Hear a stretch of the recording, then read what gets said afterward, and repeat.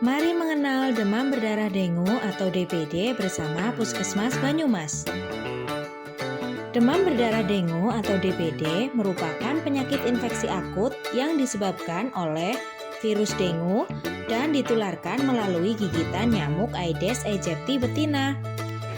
Nyamuk Aedes sendiri memiliki warna dasar hitam dengan garis-garis putih di sekujur tubuhnya. Dan hanya nyamuk betina yang menghisap darah untuk proses reproduksi telur. Daur hidup nyamuk Aedes sendiri terdiri dari telur, larva, pupa, dan nyamuk dewasa.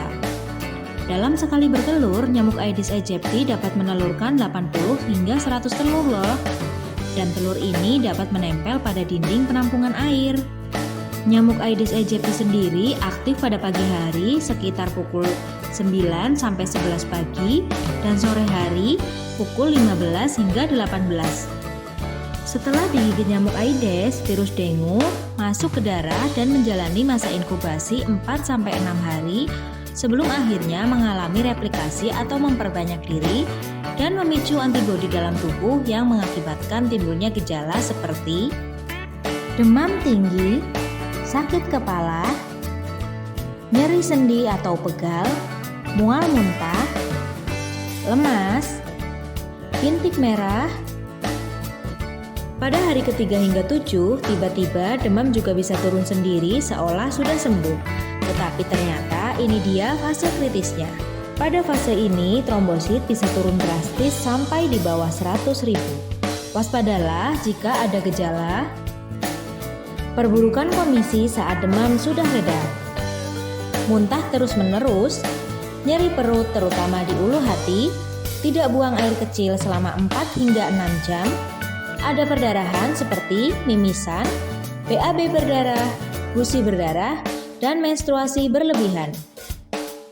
Segeralah datang ke fasilitas kesehatan terdekat. Setelah tubuh dapat melawan fase ini, selanjutnya akan memasuki masa penyembuhan 2 hingga 3 hari setelah kritis.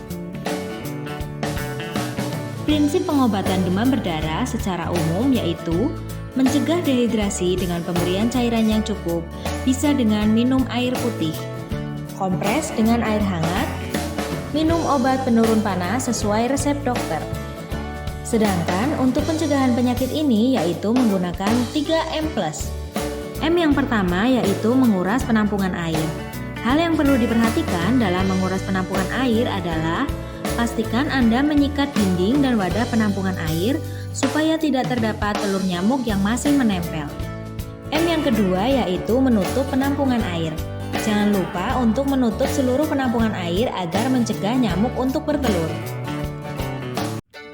M yang ketiga adalah mendaur ulang barang bekas. Jentik biasanya ditemukan di barang bekas yang menampung air. Maka dari itu disarankan tidak menyimpan barang bekas di tempat yang beresiko terkena air. Barang bekas sebaiknya dilakukan pemilahan dan daur ulang.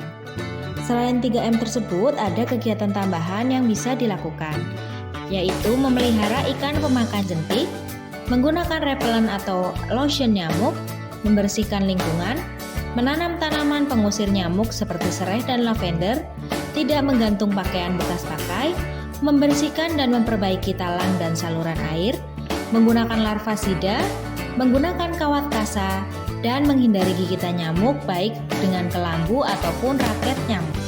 Yang perlu diperhatikan dalam pelaksanaan 3M+ adalah pertama, pelaksanaan tidak hanya dilakukan di dalam rumah, tapi juga harus dilakukan di luar rumah, terutama tempat beresiko.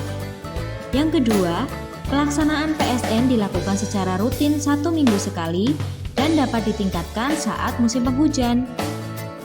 Nah, sekian video ini. Semoga bermanfaat bagi kita semua. Jangan lupa untuk membagikan video ini kepada masyarakat yang lain. Terima kasih.